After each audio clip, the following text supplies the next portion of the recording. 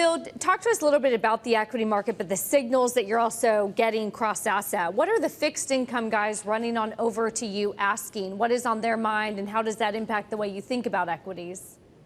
Well, one of the things that we're talking to them about, I guess, is the inversion of the yield curve, specifically the 2 to 10 portion of it. You've got about a 40 basis point inversion right now. We've had an inversion of that order of magnitude since probably March or so. So at a minimum, we're bracing for a glide path into a slower economy next year, probably recession. We had our last macroeconomic policy meeting last Wednesday, a week ago Wednesday, and we've now got negative quarters for each of the 4 quarters next year. And then cross-reference that with the GDP report we got yesterday. Yeah. One of the things that we look at is the private domestic final sales portion of that indicator.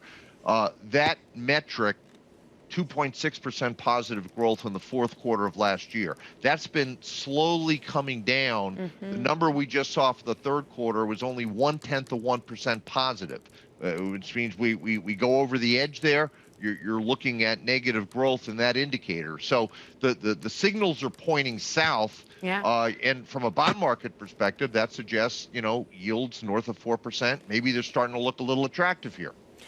We've had lots of prognosis, whether it be from economists that Bloomberg surveyed, Bloomberg Economics itself, whether it's the CEO of McDonald's talking about a recession coming up.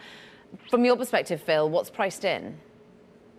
I don't think the recession's priced in because there's been this perception among the market. We've seen this from that big rally mid-June to mid-August, and then this rally over the last couple of weeks. This perception that there'll be this immaculate decline in inflation, which is going to allow the Federal Reserve to stop hiking interest rates and turn around and start cutting interest rates. We are not that sanguine. We think inflation remains a problem. It's going to be a problem longer than the market thinks. The trajectory back to the Fed's target, in our view, will be measured in years, not months, not quarters.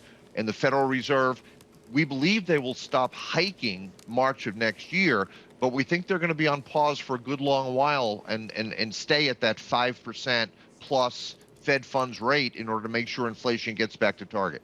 So what does that mean for the types of companies, the type of sectors, Phil, that can thrive, if at all, in that environment? No, great question. And so we've still got the defense on the field, Romaine.